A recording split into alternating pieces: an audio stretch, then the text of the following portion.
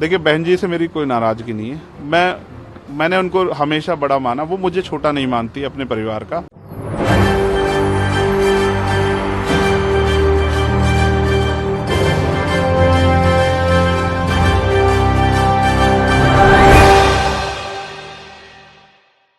नमस्कार, मैं नाज़मीन खान और आप देख रहे हैं SPN9 news. Bahujan Samajwadi party Mayawati Yogi Adityanath के खिलाफ यहां पर आवाज़ बुलंद करती हुई नजर आती है। योगी आदित्यनाथ के खिलाफ वो यहां पर एक तरीके से समाजवादी पार्टी का साथ भी देती है, तो वहीं दूसरी तरफ भीम आर्मी चीफ चंद्रशेखर आज़ाद का भी साथ देती हुई नजर आती है। मायावती यहां पर उत्तर प्रदेश में बहुजन समाजवादी पार्टी की सुप्रीमो तो है, लेकिन पिछड़े वर्ग के लिए हमेशा से काम करती हुई देखी गई है और उन्हीं पिछड़े वर्ग को लेकर आगे बढ़ती हुई नजर आई है। इसलिए यहाँ पर बहन कुमारी मायावती को जिस तरीके से संबोधित किया जाता है, लोगों का विश्वास उस मायावती पर अब भी बरकरार है। और 2024 के चुनाव से पहले अब यहाँ पर बहुत बड़ा कदम मायावती चंद्रशेखर आज़ाद के लिए उठाती हुई नजर आएगी और चंद्रशेखर का साथ देते हुए, साथ में गठजोड़ करते हुए मायावती यहाँ पर योगी आदित्यनाथ को सीधे तौर पर चुनौती देती हुई नजर आएगी। आपको बता दें कि जिस तरीके से चंद्रशेखर आज़ाद पर हमला हुआ था, उस हमले के बाद सीधे तौर पर अभी तक योगी आदित्यनाथ ने कोई बड़ा एक्शन नहीं लिया है, जिसके बाद इस पूरे मामले को सुप्रीम कोर्ट में उठाने की बात चंद्रशेखर आज़ाद के जरिए कही गई है। और वहीं दूसरी तरफ अब मायावती उनका साथ देती हुई चंद्रशेखर आज़ाद से मुलाकात के बाद सीधे तौर पर योगी आदित्यनाथ के खिलाफ बोलती हुई नजर आती हैं। और मायावती यहाँ पर योगी आदित्यनाथ को बताती हुई नजर आती है कि हमेशा से उत्तर प्रदेश में पिछड़े वर्ग को यहाँ पर देखा जाए कि जाति के नाम पर योगी आदित्यनाथ भेदभाव करते हुए नजर आते हैं। सिर्फ योगी आदित्यनाथ ही नहीं बल्कि पूरी भारतीय जनता पार्टी का मकसद यहां पर जातीय हिंसा करवाना है। उत्तर प्रदेश में जाति के नाम पर भेदभाव, ऊंची जाति नीची जाति को लेकर यहां पर चुनावी मैदान में उतरना और इस तरीके से दिखाना कि ठाकुर हैं तो जीत जाएंगे और आप पिछड़े वर्ग के हैं तो आपको जीतना बहुत मुश्किल हो जाएंगे। तमाम मुद्दों को लेकर मायावती यहां पर भारतीय जनता पार्टी का खुलासा करती हुई देखी जा रही हैं। क्या कुछ कह रही हैं मायावती, देखिए इस रिपोर्ट में। कि इन्होंने जांच आयोग में एक भी दलित सदस्य को नहीं रखा है, इसलिए संबंधित मंत्री उस दिन इस बात को इधर उधर की बातें कहकर टालती रही और आज भी इन्होंने मेरे इस सवाल का जवाब सही नहीं दिया है, क्योंकि इस मामले में वास्तविकता ये है कि इन्होंने जो जांच आयोग का गठन किया है उसमें एक भी दलित सदस्य नहीं है और जिस अकेले सेवानिवृत्त न्यायमूर्ति श्री अशोक कुमार रूपेनवाल की अध्यक्षता में ये जांच आयोग बना, वह भी अपर कास्ट समाज का है। सिंगल मैन की अध्यक्षता में बना था, वह भी अपर कास्ट समाज का है। और इस बात का सबूत दिनांक 2 फरवरी को मानव संसाधन विकास मंत्रालय द्वारा जारी किया गया इनका खुद का अपना गजट है। मुझे यूपी पुलिस की काबिलियत पे पहले से कभी शक नहीं था, लेकिन मेरा ये मानना है पुलिस सरकार की होती है और जो सरकार कहती है पुलिस उस हिसाब से काम करती है। जल्दबाजी में कुछ पुलिस की तरफ से इस तरह के बयान दिए गए जो मैं समझता हूँ कि जिनकी ज़रूरत नहीं थी, बिना जानकारी के, बिना ब्लास्टिंग रिपोर्ट के कह देना कि गोली जो है वो 315 बोर के कट्टे से चली और हमने कट्टे बरामद कर लिए, या बिना बहुत सारी जानकारियाँ जो तथ्य जो हैं उसमें हैं कि 4 नौजवान लड़के जिनको ये भी नहीं पता कि खाना किस तरह खाते हैं वो आके किसी पे गोली चला देंगे। और जिस तरह की पुलिस ने कहानी करके बताया कि भाई अचानक से टोल पर उनको पता लग गया कि चंद्रशेखर आ रहे हैं तो हम हमला कर देते हैं। तो हम उत्तर प्रदेश में रहते हैं, उत्तर प्रदेश की कानून व्यवस्था और उत्तर प्रदेश के सरकार के कार्य करने के तरीके और अपने राजनीतिक विरोधियों को निपटाने के तरीकों को भी हम लोग जानते हैं। किसी को CBI ED इनकम टैक्स से निपटा रहे हैं, किसी को मुकदमों से जेलों में ठूस के जबरन झूठे मुकदमे लगा के झूठे गवाह तैयार करके निपटा रहे हैं और जो उनसे नहीं बचे हैं उनको गोली के जरिए जो है निपटाने काम कर रहे हैं। इसलिए मैं अभी जांच के कई तथ्य हैं और जांच लंबी चलने वाली, मुझे उम्मीद है कि पुलिस बिना किसी दबाव के निष्पक्ष जो है वो इन्वेस्टिगेशन करेगी और इसके पीछे कौन है, किसने किसके कहे पे, किसके इशारे पे, किसने पैसा दिया, हथियार कहाँ से आए, ऑटोमेटिक पिस्टल्स कहाँ से वो बरामद हुई, कौन कौन इसके पीछे है, कौन मॉनिटर कर रहा था, कौन जो है रेकी कर रहा था, इन सब की जांच हो।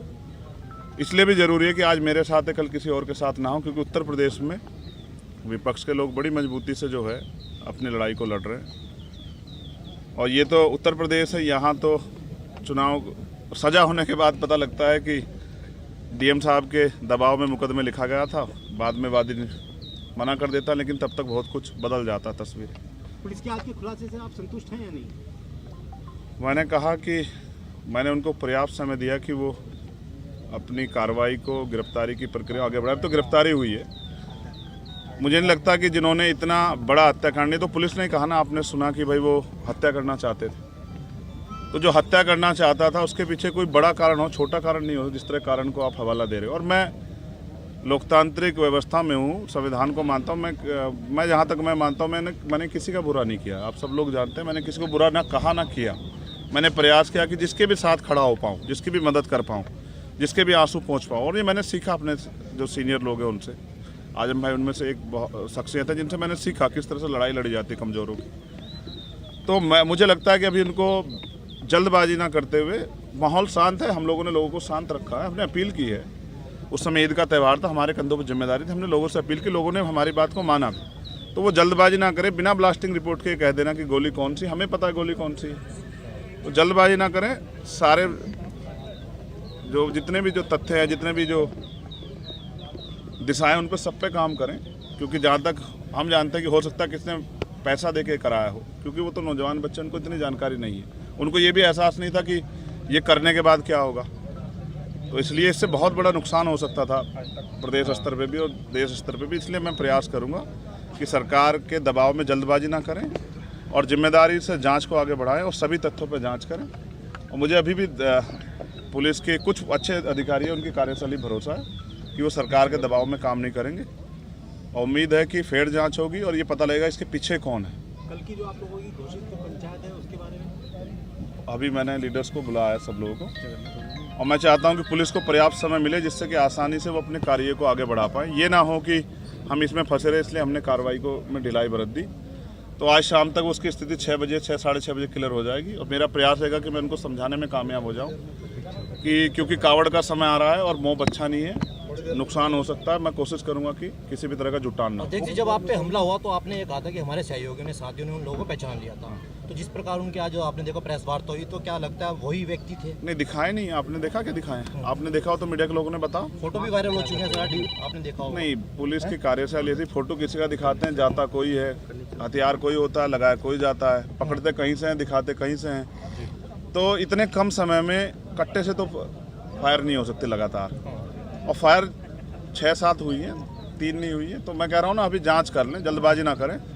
मैं समझता हूँ उनके कंधों पे जिम्मेदारी है, उनको सरकार को जवाब देना है। लेकिन सरकार भी ध्यान रखे कि इस तरह का माहौल ना बनाए कि लोगों में भय का। आप कानून व्यवस्था तो अच्छी कर नहीं पा रहे हो, इस तरह की बेवकूफ़ी की बातें करने से कोई फ़ायदा नहीं। तो मुझे उम्मीद है कि पुलिस जाँच के इसको सही ओर ले जाएगी और जाँच को भटकाने काम नहीं करेगी। मुख्यमंत्री ब्रजेश पाठक कह रहे हैं कि चंद्रशेखर तो मेरे भाई की तरह है और हम उनको सुरक्षा मुहैया कराएंगे। अब से पहले वो जिस पार्टी में रहे, हमने उस दल में काम किया। तो मेरे ऐसा नहीं, राजनीति में किसी बुरे संबंध नहीं होते हैं। तो मैं तो मुख्यमंत्री को बुरा नहीं कह रहा हूँ। वो अलग बात है कि उनके बहुत सारे कार्य ऐसे हैं जो जन विरोधी है, उनकी भाषा ऐसी है जिसको लोकतंत्र में कोई जगह नहीं दी जा सकती। लेकिन फिर भी मैं कहता हूँ कि ठीक है, उनको अपनी सरकार, जनता ने बहुमत दिया, चलाएं। और किसको सुरक्षा नहीं देनी है, किसको देनी है, तो सरकार को तय करना है। मगर अब तो पुलिस सुरक्षा में हत्या हो रही है। अपने अतीक और अशरफ भाई की हत्या के बारे में देखा किस तरह से हुई। पुलिस ने डिफाइन कर दिया, जस्टिफाई किया कि अपराधी थे, माफिया थे, लेकिन वो मेंबर ऑफ पार्लियामेंट भी रहे थे। फिर संजीव जीवा की हत्या, चलो उनको भी आप कर दोगे जस्टिफाई। अब चंद्रशेखर को कैसे जस्टिफाई करोगे? पिकेट 20 मीटर पे पिकेट है, पुलिस खड़ी है, और क्या इंटेलिजेंस है? अब इतने हमारे सामान्य नेता हैं, रास्ते में इनके साथ कोई हादसा हो जाए, कौन जिम्मेदारी लेगा? क्या नेता घर में छिप जाएं, लोहे के बॉक्स में बंद हो जाएं? तो जनता का आदमी जनता के बीच रहता है। भविष्य में ऐसी घटनाएं हो सकती हैं। जब तक पूरी कलह नहीं खुलेगी, वो आखिरी जो उनका मास्टरमाइंड वो नहीं पकड़ा जाएगा, उसको नहीं सामने करेंगे, तब तक नहीं पता। जिसने फिरौती ले रखी है, मुझे ऐसा लगता है उसकी मालिक की बात पूरी कल फिर करवाएगा।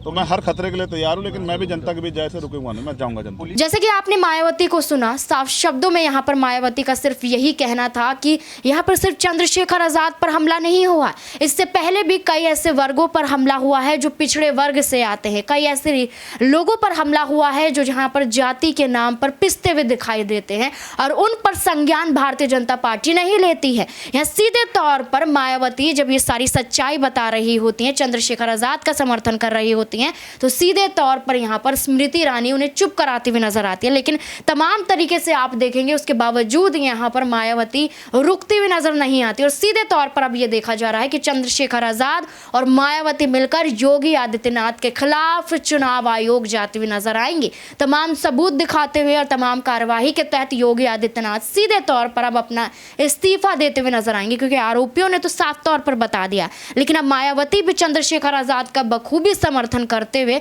उनको न्याय दिलाने की मांग करते हुए नजर आ रही है, और सीधे तौर पर योगी आदित्यनाथ का खुलासा कर रही है। इन तमाम मुद्दों को लेकर अब आपकी क्या राय है कि क्या वाकई योगी आदित्यनाथ अपने पद से हटते हुए नजर आएंगे? क्या उत्तर प्रदेश में योगी राज खत्म होता हुआ नजर आएगा? क्या है आपकी राय? कमेंट बॉक्स में जरूर बताएं। धन्यवाद।